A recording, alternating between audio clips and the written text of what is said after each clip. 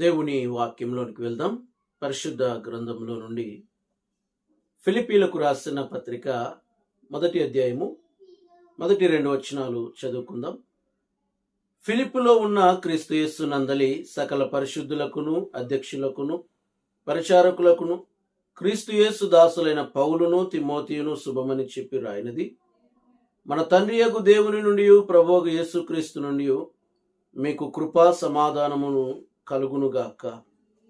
ప్రభునందు ప్రియులరా, మరి గత వారము ఈ యొక్క ఫిలిప్పీలకు రాసిన పత్రిక మరి అధ్యయనం చేయడము ప్రారంభించాం. బైబిల్ స్టడీ లాగా మనము ప్రారంభించాం. నిన్నటి వారమున మనము కేవలము ఈ పరిచయమును మాత్రమే మనం చూసాం. ఈ దినము మొదలుకొని మరి ఒక్కొక్క వచనాన్ని కూడా మనము వివరంగా చూద్దాం. కాబట్టి కొనసాగి మీరు విన్నట్లయితే ఇందులోంచి అనేక విషయాలు నేర్చుకోగలుగుతారు. ఈ యొక్క వర్తమానము మనకు ఎంతో ఆశీర్వాదకరంగా ఉంటుంది. కాబట్టి ఈ దినం మొదలుకొని మరి మొదటి వచనం నుంచి మనము ప్రారంభిద్దాం. ప్రియులరా, ఇక్కడ 2 ప్రశ్నలు మనము గమనించినట్లయితే, మొదటి ప్రశ్న ఏమంటే, ఈ పత్రిక ఎవరు రాశారు, ఎవరికి రాశారు? రెండవ ప్రశ్న, ఈ యొక్క మొదటి వచనంలో ఏది ప్రాముఖ్యమైనటువంటి కార్యం? ఈ రెండింటిని గురించి కూడా మొదట చూద్దాం. ప్రియులారా, ఇక్కడ ఈ మొదటి ప్రశ్నలో మనం గమనించినట్లయితే ఈ లెటరు ఎవరు రాశారు, ఎవరికి రాశారు అనే దాన్ని చూస్తే, ఈ యొక్క లెటర్ లేదంటే ఈ పత్రిక పౌలు తిమోతి రాశారు. వాళ్ళు ఫిలిప్పు సంఘానికి రాశారు అని ఇక్కడ స్పష్టంగా మనకు కనిపిస్తుంటుంది. అయితే ఈ మొదటి వచనంలో ఏది ప్రాముఖ్యమైనటువంటిది అనే దాన్ని మనం గమనిస్తే, క్రీస్తు యేసు నందలి, అవునా, క్రీస్తు నందు లేకుంటే యేసు క్రీస్తు అనేటువంటి మాట ఇక్కడ చాలా ప్రాముఖ్యమైనటువంటిది. ఎందుకంటే ప్రియులరా, ఈ పత్రిక పౌలు రాశాడు. పౌలు రాసినప్పుడు జనరల్గా ఆయన ఇలాగ చెప్పొచ్చు, అపోస్తులుడైనటువంటి పౌలు ఫిలిప్పీలకు రాసినటువంటి పత్రిక అని ఆయన చెప్పొచ్చు. కానీ ఇక్కడ ఈయన ఎక్కడి నుండి రాస్తున్నాడు అనగా ఎవరు రాస్తున్నారు, ఎవరికి రాస్తున్నాడు, ఈ 2 విషయాలు కూడా ఇక్కడ చెప్పాడు. ఏమని చెప్తున్నాడంటే, ఫ్రమ్ అడ్రస్ టు అడ్రస్ 2 కూడా చెప్తూ, అవి ఎలా చెప్తున్నాడంటే, మనమైతే ఒకవేళ ఉత్తరం రాసినామంటే ఈ చదువుకునేటువంటి రోజుల్లో, మేము చదువుకునేటువంటి రోజుల్లో ఈ యొక్క తల్లిదండ్రులకి మేము ఉత్తరం రాసేటప్పుడు, ప్రియమైనటువంటి తల్లిదండ్రులకు నేను పలానా చోటు నుండి ఈ ఉత్తరం రాస్తున్నాను, మీరు క్షేమంగా ఉన్నారని కోరుచున్నాను అని ఇలాగా ఈ ఉత్తరాన్ని ప్రారంభించేవాళ్ళం. అయితే ప్రియులరా, ఇక్కడ పౌలు ఈ ఉత్తరాన్ని రాసేటప్పుడు ఏమని రాస్తున్నాడంటే, ఫ్రమ్ అడ్రస్ టు అడ్రస్ 2 కూడా మనం గమనిస్తే, రెండిటిని కూడా, అవునా, ఉదాహరణకి అక్కడ మనం చూసినట్లయితే ఈ యొక్క వాక్య భాగంలో ఏం చెప్తున్నాడంటే, క్రీస్తు యేసు నందలి దాసులైన పౌలును తిమోతియు రాస్తున్నాము అని చెప్తుంటున్నాడు. రెండవదిగా ఆ యొక్క ఎవరికైతే రాస్తుంటున్నాడో వాళ్ళ విషయంలో కూడా ఇక్కడ ఏం చెప్తున్నాడంటే, క్రీస్తు నందలి పరిశుద్ధులైనటువంటి వారికి, పరిచారకులకు, అవునా, ఇలా చెప్తూ, అంటే 2 విషయాలు కూడా ఫ్రమ్ అడ్రస్ టు అడ్రస్ 2 కూడా యేసుక్రీస్తే అని రాస్తుంటున్నాడు. మనము ఇక్కడ ఈ ఉత్తరంలో స్పష్టంగా అది గమనించవచ్చు. జనరల్గా ఆయన పౌలు మరి ఫిలిప్పీలకు రాస్తున్నాడు అని జనరల్గా చెప్పుకోవచ్చు. కానీ అలా చెప్పకుండా ఇక్కడ ఆయన 2 కూడా ఫ్రమ్ అడ్రస్ కానివ్వండి, టు అడ్రస్ కానివ్వండి, రెండింటిని కూడా ఎలా చెప్తుంటున్నాడంటే, ఆ యొక్క క్రీస్తు నందు అనేటువంటి దాన్ని ఉపయోగిస్తున్నాడు. ప్రియులరా, ఇక్కడ మనం గమనిస్తున్నట్లయితే క్రీస్తు నందు అని రాస్తున్నప్పుడు అదేదో ఫార్మాలిటీగా రాయడం లేదు. ఆయన ఏదో ఫార్మాలిటీగా రాయడం లేదు. ఎందుకంటే అలాగ రాస్తుంటున్నాడంటే ఎందుకు అలా రాశాడు అనేటువంటి దానిని మనం గమనిస్తే ప్రియులరా, ఆయన తన యొక్క మనసంతా, తన యొక్క హృదయం అంతా కూడా ఎంతగా మరి దేవుని చేత నింపబడి ఉన్నాడు అనేటువంటి దానిని మనం అక్కడ చూడొచ్చు. అందుకే ఫ్రమ్ అడ్రస్ టు అడ్రస్, ఎవరు రాస్తున్నా, ఎవరికి రాస్తున్నా కూడా ఆయన ఒక్క మాటలో చెప్పాలంటే యేసుక్రీస్తు లేకుండగా ఆయన ఈ ఉత్తరము రాయడం లేదు. అంటే ఒక మాటలో చెప్పాలంటే ఇంకా యేసుక్రీస్తుకి బయట నేను లేను అని చెప్తుంటున్నాడు. ఆ తర్వాత ఎవరికైతే రాస్తుంటున్నాడో వాళ్ళ విషయంలో కూడా ఆయన ఏం చెప్తున్నాడంటే ఆ ప్రజలను కూడా క్రీస్తుకి బయట వారిని ఊహించుకోవడం లేదు. అవునా? అందుకే ఇక్కడ అది మనకు దీన్ని స్పష్టంగా 1వ వచనంలో చూస్తే మనము అర్థం చేసుకోలేము. కానీ ఇంకా కొనసాగి ఈ యొక్క 1వ వచనం మొదలుకొని ఈ అధ్యాయం అంతా కూడా మనం గమనించినట్లయితే ప్రియులారా, ఈ 1వ అధ్యాయంలోనే 30 వచనాలు ఉంటున్నాయి. ఈ 30 వచనాలు కూడా మనము గమనిస్తే స్పష్టంగా దాదాపుగా 30 వచనాల్లోనే 20 సార్ల కంటే ఎక్కువగా ఆయన క్రీస్తు యేసు, యేసు క్రీస్తు నందలి అనేటువంటి ఇలాంటి మాటలను మనము చూడొచ్చు. ఉదాహరణకి చూడండి, మొదటి వచనంలో మనం గమనించినట్లయితే ఫిలిప్పులో ఉన్న క్రీస్తు యేసు నందలి అనేటువంటి మాట వాడబడింది.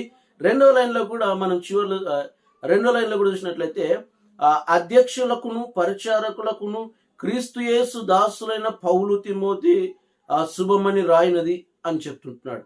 రెండవ వచనంలో కూడా మనం గమనించినట్లయితే తండ్రియగు దేవుని నుండి ప్రభువు యేసు క్రీస్తు నుండి మీకు కృపా సమాధానము కలుగునుగాక అంటున్నాడు. అవునా? ఇలాగా మనము ఈ మొదటి అధ్యాయం అంతా కూడా గమనించినట్లయితే అలాగే 3వ వచనంలో కూడా మనం చూడొచ్చు, తర్వాత 4వ వచనంలో మనం చూడొచ్చు, అలాగే 5వ వచనంలో, 8వ వచనంలో, 10వ వచనంలో, 11వ వచనంలో, అలాగే 12వ వచనంలో, 13వ వచనంలో, 14వ వచనంలో, 14వ వచనంలో 2 సార్లు చూడవచ్చు. ఇలాగ ప్రియులరా 15వ వచనంలో, 16వ వచనంలో, 17, 18 వచనాలు, ఇలాగా ఈ వచనాలు అన్నిట్లో కూడా మనం గమనించినట్లయితే యేసు క్రీస్తు, క్రీస్తు యేసు నందలి, యేసు క్రీస్తు, క్రీస్తు యేసు, ఈ మాటలు ప్రభువునందు, ఈ మాటలన్నిటిని కూడా మనం గమనించవచ్చు. అవునా? ఒక మాటలో ఈ విషయాలన్నిటిని బట్టి మనము ఏమి అర్థం చేసుకోగలమంటే ఈ యొక్క పౌలు విషయంలో పౌలు అనగా ఎవరంటే క్రీస్తు యేసు దాసుడు. అనా ప్రజలనగా ఎవరంటే ఫిలిప్పీలు అనగా ఎవరంటే క్రీస్తు యేసు నందలి పరిశుద్ధులు. అంటే ఈ పౌలు ఈ ప్రజల విషయానికి వస్తే, లేకుంటే తన విషయానికి వస్తే ఆయన ఈ యొక్క బ్రాండ్ ఏంటంటే ఇంకా పౌలు ఎవరంటే యేసుక్రీస్తు దాసుడు, ప్రజలు ఎవరంటే క్రీస్తు యేసు నందలి పరిశుద్ధుడు. పౌలు తన గురించి ఆయన చెప్పుకునేటప్పుడు నేను అది, నేను ఇది, నేను ఇంకొకటి అని చెప్పుకోవడం లేదు. కానీ తన అడ్రస్ అంతా కూడా ఏం చెప్తున్నాడంటే క్రీస్తు యేసు దాసుడు, క్రీస్తు యేసు దాసుడును అనేటువంటి దానిని ఆయన ఇక్కడ చెప్పుకోవడము మనం చూడొచ్చు. కాబట్టి ప్రియులారా, ప్రతిదీ కూడా ఆయన క్రీస్తు గురించి చెప్తున్నాడు, క్రీస్తు కొరకే అంటున్నాడు. ప్రతిదీ కూడా పౌలు యొక్క సువార్త యేసు కొరకే, పౌలు యొక్క జీవితం అంతా కూడా యేసు కొరకే అని చెప్తుంటున్నాడు. ఇంకొక మాటలో మనము ఇదే యొక్క ఫిలిప్పీలకు రాసిన పత్రిక 1వ అధ్యాయం 21వ వచనంలో మనం చూసినట్లయితే అక్కడ చెప్తున్నాడు, నా మట్టుకైతే బ్రతుకుట క్రీస్తే, చావైతే లాభమే అంటున్నాడు. అంటే ప్రియులారా, ఇక్కడ మనం గమనించినట్లయితే ఈ యొక్క మాటలన్నిటిని కూడా మనం చూసినట్లయితే ప్రియులారా, ఆ పౌలు వలె ఆ జీవితం గురించి ఆయన చెప్తుంటున్నప్పుడు ఒకవేళ బ్రతుకంటూ ఉంటే క్రీస్తే అనేటువంటి ఆ మనస్తత్వాన్ని ఈ లోకంలో మనం కూడా కలిగి జీవించినట్లయితే ఈ లోకంలో ఏది కూడా మనల్ని ఓడించలేదు. అవునా? కాబట్టి పౌలు యొక్క ఆ జీవితంలో మనము నిన్నటి వారము ఆ పరిచయంలో మనం చూసాం. ఈ యొక్క పుస్తకం అంతటిని గురించి ఒకే మాటలో మనం చూసినట్లయితే పౌలు అన్ని పరిస్థితుల్లో ఆనందము కలిగి, సంతోషంతో, ప్రేమ కలిగి, విశ్వాసంతో ఎలాగ జీవించాలనేటువంటిది ఈ పత్రిక బోధిస్తుంది అనేటువంటి దాన్ని మనం చూసాం. కాబట్టి ఈ పౌలు జీవితంలో ఉండేటువంటి ఆయన యొక్క ఆనందము, ఆయన యొక్క ప్రేమకు, ఆయన విశ్వాసానికి పరిస్థితులు ఎలాగున్నా కూడా, జైల్లో ఉన్నా కూడా ఆ పరిస్థితులు అన్నిటి మధ్యలో ఆనందించడానికి గల రహస్యం ఏంటి అనేటువంటి దానిని మనం గమనించినట్లయితే ఆయన చెప్తుంటున్నాడు, ఆయన తన మనసంతా కూడా యేసుక్రీస్తే, ఆయనతో నింపబడ్డాను అనే దాన్ని చెప్తుంటున్నాడు అండి. అవునా? సో కాబట్టి ప్రియులరా, ఇక్కడ యేసయ్యను గురించి ఆయన మాట్లాడుతుంటున్నప్పుడు ఆయన ఏదో యేసయ్యను ఉచ్చరిస్తున్నాడనో పొగుడుతున్నాడోనో కాదు, కానీ ఆయన ఒక మాటలో ఆయన గురించి చెప్పాలంటే పూర్తిగా ఆయన చేత నింపబడ్డాడు. ఈవెన్ కొన్నిసార్లు ఆయనని చెరసాల్లో బందీగా ఉంచినప్పుడు కూడా ఆయనను గురించి, యేసయ్యను గురించి చెప్పడం మానలేదు. అవునా? తనతో పాటు కొన్నిసార్లు ఆయనకి సంఖ్యలేసి, ఆయనతో పాటు కొంతమంది కొంతమంది గార్డ్స్, అంటే ఆయనతో పాటుగా సంఖ్యలు వేయబడినటువంటి వాళ్ళకు కూడా ఈయన సువార్త చెప్పి ఉంటున్నాడండి. అనా ఒకవేళ వాళ్ళు అనుకుని ఉండొచ్చు, ఈయనని ఇక గృహంలో బంధించి ఉంచితే ఇంకా ఎవరికి సువార్త చెప్పలేడు, సువార్త అనేటువంటిది బయటికి వెళ్ళడానికి అవకాశం లేదు అని ఒకవేళ వాళ్ళు భావించి ఉండొచ్చు. అవునా? కానీ ప్రియులరా, ఆయన గురించి మనం అక్కడ చదివినట్లయితే అక్కడ ఉన్నటువంటి వాళ్ళకి సువార్త చెప్పింటాడు. అది మాత్రమే కాకుండా ప్రియులరా, ఇక్కడ ఎవరికి చెప్పలేరు అనుకున్నా కూడా ఆ లోపలనే ఈ సువార్త అందరికీ విస్తరించడము మనము చూడొచ్చు. అవునా? ఈయన మనసంతా కూడా యేసుక్రీస్తు చేత నింపబడి ఉంటున్నాడండి. అవునా? ఆయన 30 సంవత్సరాలు సేవ చేశాడు. తర్వాత 20 సంవత్సరాలు సేవ చేసి తర్వాత మరొక 10 సంవత్సరాలు ఒకవేళ ఈ యొక్క ఉత్తర లెటర్స్, పత్రికలు రాయడము మొదలుపెట్టిండొచ్చు. అవునా? కాబట్టి ఈ పౌలు యొక్క జీవితంలో మనం గమనిస్తే ప్రియులరా, ఆయన అధికంగా యేసుని తెలుసుకోవాలి, యేసుని ఎరగాలి అనేటువంటి ఆసక్తియే ఆయన జీవితంలో మనము చూడొచ్చు. ఉదాహరణకి 3వ అధ్యాయంలో 7వ వచనంలో మనం చూసినట్లయితే ప్రియులరా, 3వ అధ్యాయము 7వ వచనంలో మనం చూసినట్లయితే ఆయనే అంటున్నాడు, ఆయనను ఏవేవి నాకు లాభకరములై ఉండెనో వాటిని క్రీస్తు నిమిత్తము నష్టముగా ఎంచుకొంటిని అంటున్నాడు. తర్వాత 9వ వచనంలో కూడా చూడండి, క్రీస్తును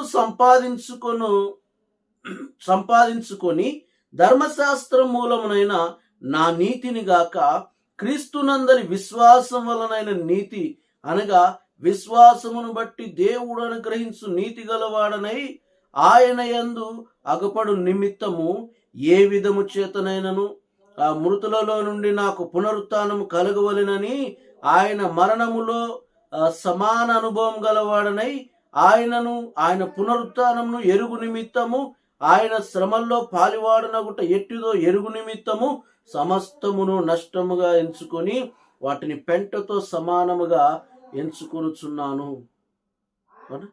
ప్రియులారా, పౌలు యొక్క జీవితాన్ని మనము బాగా తేరి చూసినట్లయితే ప్రియులారా, ప్రభువు గురించే ఆయన ఎంతగా చెప్తుంటున్నంటే, నేను సువార్త చెప్పడానికి కూడా నేను సిగ్గుపడవాడని కానంటున్నాడు. ఒకప్పుడు ఆయన ధర్మశాస్త్ర విషయంలో ఆయన నిందలేని వాడనని చెప్పుకుంటూ వచ్చాడు. అవునా? అలాంటి ఆయన ఇప్పుడు చెప్తుంటున్నాడు క్రీస్తు కోసం. అవునా? క్రీస్తు విషయంలో ఆయన చెప్తుంటున్నాడు ఏమంటే, సిలువ వేయబడినటువంటి క్రీస్తుని నేను ప్రకటిస్తాను. అవునా?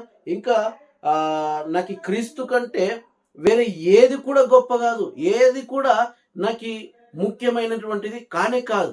క్రీస్తే సమస్తం, క్రీస్తే. అవునా? యేసు యేసు యేసు యేసే నాకు సమస్తం అని చెప్తుంటున్నాడు. అంతగా ఈ యొక్క పౌలు తన యొక్క అంతరంగంలో నింపబడి ఉంటున్నాడు. అవునా? కాబట్టి ఈ బంధకాల్లో ఉండటం మూలంగా సువార్త విస్తరిస్తుందా? అవునా? బంధకాల్లో ఉండడానికైనా కూడా ఆయన వెనకాడట్లేదు. కారణం ఏంటంటే ప్రియులరా, ఆయన ఇక యేసుక్రీస్తు విషయంలో అంతగా ఆయన చేత నింపబడ్డాడు. కాబట్టి ప్రియులరా, ఇక్కడ మనం పౌలు యొక్క జీవితంలో గమనిస్తే ఏది కూడా వ్యర్థమైనట్లుగా మనకు కనిపించదు. కారణం ఏంటంటే ప్రియులారా, ప్రతి దానిని కూడా ఆయన ఉపయోగించుకున్నాడు. కాబట్టి ఆయన యొక్క జీవితాన్ని మనం గమనించినట్లయితే ఆయన జీవితమే వేరే లెవెల్లో జీవించాడు. అవునా పిల్లరా, మనం అందరం కూడా యేసు నమ్మినాం. అవునా? అయితే ఈ పౌలు నమ్మినటువంటి విధానాన్ని మనము నమ్మేటువంటి విధానాన్ని పోల్చి చూస్తే, అవునా, పోల్చి చూస్తే ప్రియులరా, ఈ పౌలు ఒక్కసారి ఆయన మీద దృష్టి పెట్టాడంటే ఆ దృష్టిని మళ్లించడిక. అవునా? కానీ మనము కొంతమందిని గమనిస్తే మనలో చాలామంది ఎలాగుంటున్నారంటే, ఇంకా ఏదైనా నాకు అవసరం పడింది, లేకుంటే నాకు ఏదైనా కొరత ఉంది అనేటువంటి ఆలోచన మనకు వచ్చినప్పుడే అది ఇంకా ఎక్కడ తీరదనుకుంటేనే మనం దేవుని దగ్గరకు వస్తాం. అవునా కదండి? కానీ ప్రియులరా, ఈ పౌలు యొక్క జీవితంలో మనం గమనిస్తే యేసుక్రీస్తు మీద ఆయన ఇంకా ఆ గమనం ఉంచినప్పుడు, ఆ దృష్టి పెట్టినప్పుడు, ఇంకా ఆయన యొక్క ఆలోచన, ఆయన యొక్క విధానం అంతా కూడా ఎలాగుందంటే, నేను ఇంకా క్రీస్తు కోసము ఏం చేయాలి, ఇంకా ఈ క్రీస్తు పని చేయడం కోసము నేను ఇంకా ఏమైనా వదులుకోవాల్సినవి ఉన్నాయా, ఏమైనా విడిచిపెట్టాలా, ఏమైనా క్రీస్తు కోసం చేయడం కోసం నేను ఏదైనా సరే వదిలిపెట్టుకోవడానికి సిద్ధమే. నేను నన్ను బలపరిచేటువంటి క్రీస్తు నందు నేను సమస్తము చేయగలను అని చెప్తుంటున్నాడు. కానీ కారణం ఏంటంటే ప్రియులరా, యేసును గూర్చినటువంటి ఆ వైరాగ్యత అంతగా ఆయన తనలో నింపుకొని ఉంటున్నాడు. అవునా? అందుకే ఆ యేసయ్య నిమిత్తం, ఆయన సువార్త ప్రకటించబడు నిమిత్తము బంధకాల్లో వేస్తారా, బంధకాల్లో ఉండడానికైనా సిద్ధమే.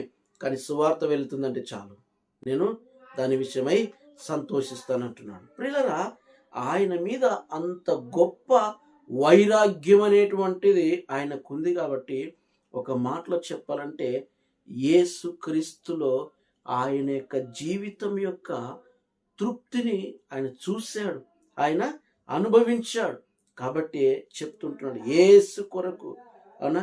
అందుకే మనం బైబిల్ ఆయన గురించి ఫిలిప్పీలకు రాసిన ఈ పత్రికలు మనం చదివినట్లయితే పరిస్థితులు ఎలా ఉన్నా, ప్రతికూలంగా ఉన్నా, అనుకూలంగా ఉన్న, చెరసాల్లో ఉన్న, ఆరోగ్యంతో ఉన్న, ఆరోగ్యంతో లేకపోయినా, అన్ని పరిస్థితుల్లో కూడా ఆయన చెప్తున్నటువంటి మాటలు గమనించి చూడండి.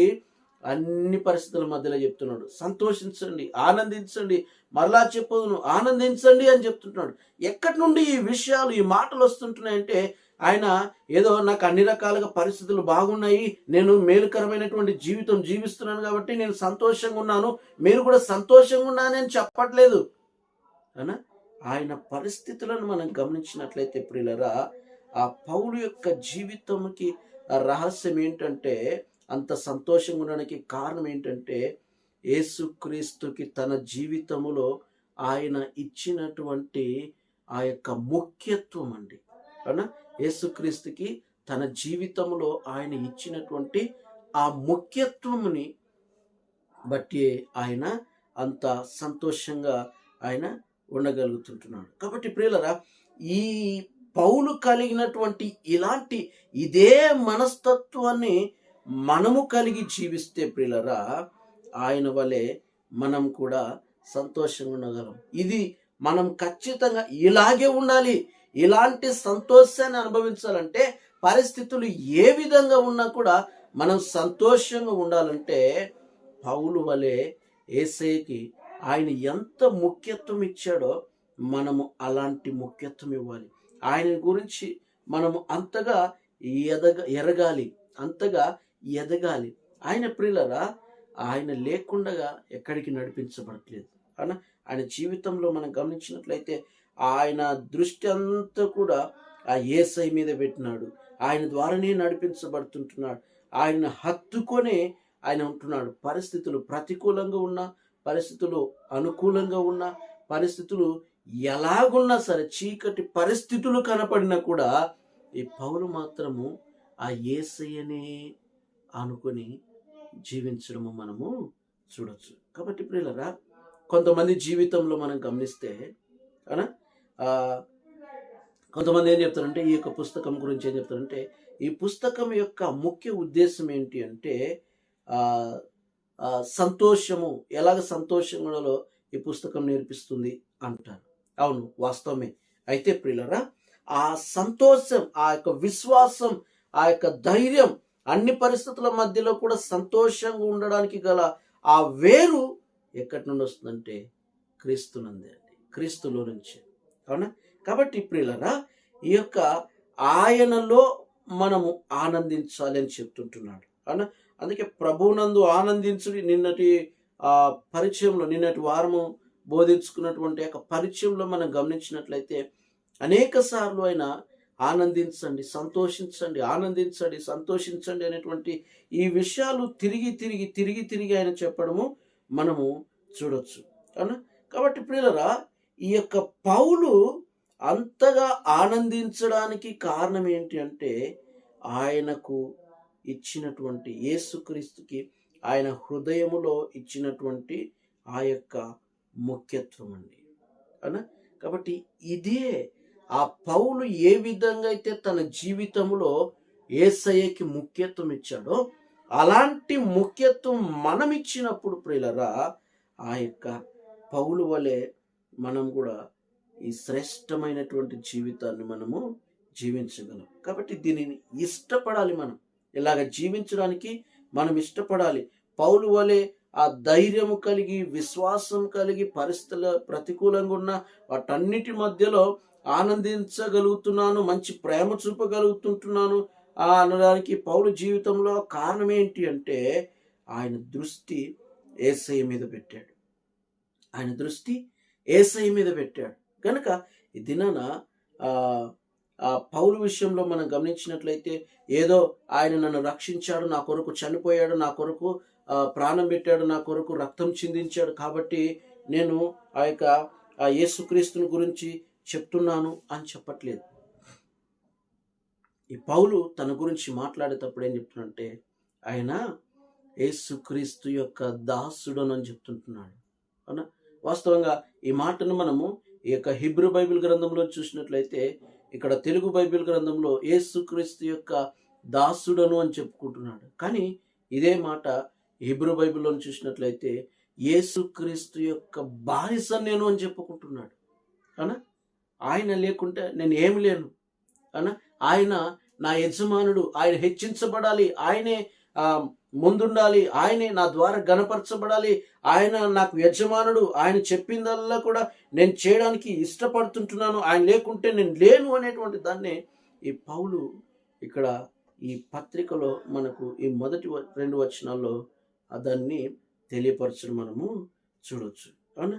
కాబట్టి ప్రియులరా, ఇక్కడ ఆయన నా రక్షకుడు అని మాత్రమే కాదు కానీ నా యజమానుడు, ఆయన కొరకే నేనున్నాను, ఆయన కొరకే ఈ జీవితము, నా ఊపిరి అంతా కూడా ఆయన కొరకే అని చెప్తున్నాడు. అందుకే నేను బ్రతికినా, నేను చనిపోయినా నా జీవితం ద్వారా యేసయ్య గణపరచబడాలి, యేసయ్య మహిమపరచబడాలి.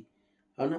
నేను చనిపోయినా కూడా నా మూలంగా ఆయన మహిమపరచబడాలి, నా మూలంగా ఆయన సువార్త విస్తరించబడాలి అనే ఇదే విషయాలైన ఇక్కడ చెప్పడము మనము చూడొచ్చు. అవునా?